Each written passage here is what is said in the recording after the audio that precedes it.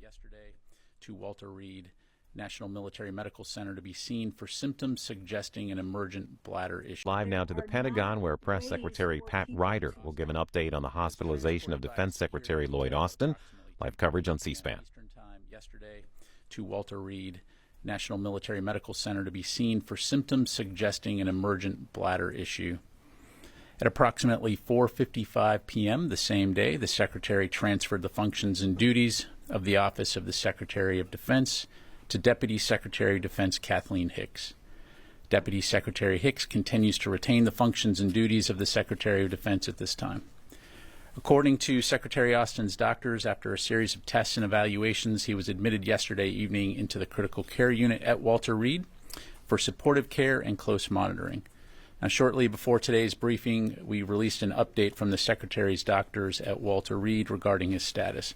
And to ensure everyone here today and those watching have the same information, I will read that full statement. This is a statement from Dr. John Maddox, Trauma Medical Director, and Dr. Gregory Chestnut, Center for Prostate Disease Research of the Murtha Center, Director at Walter Reed National Military Medical Center in Bethesda, Maryland. Beginning the statement, quote, Secretary of Defense Lloyd J. Austin III underwent non-surgical procedures under general anesthesia to address his bladder issue. We anticipate a successful recovery and will closely monitor him overnight.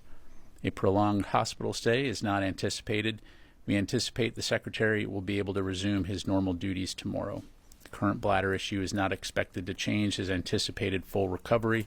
His cancer prognosis remains excellent, end quote.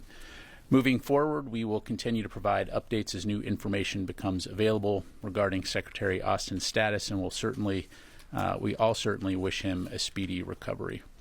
In the meantime, Secretary Austin will no longer travel to Brussels this week as originally scheduled. However, Wednesday's Ukraine Defense Contact Group will continue it, albeit virtually. While Secretary Austin currently intends to participate in the virtual UDCG, he will remain flexible depending on his healthcare status.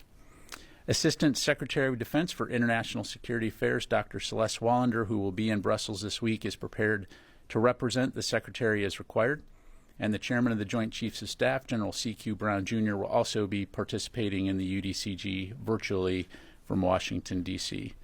Ministers of Defense and senior military officials from nearly 50 nations will convene virtually to discuss the ongoing crisis in Ukraine and the continued support from the international community to provide the Ukrainian people with the means necessary to defend their sovereign territory.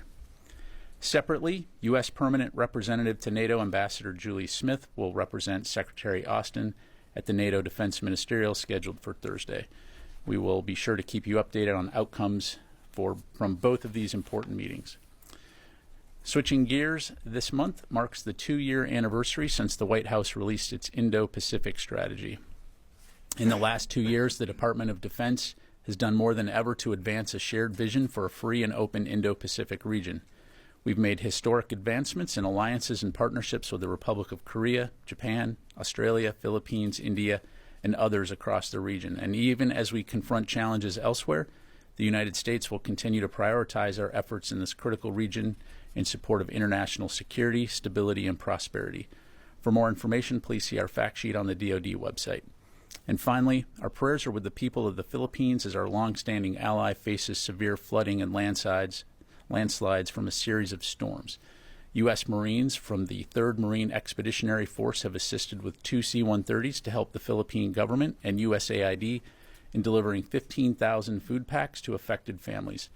For more information, please contact Marine Corps Public Affairs. And with that, I'd be happy to take your questions.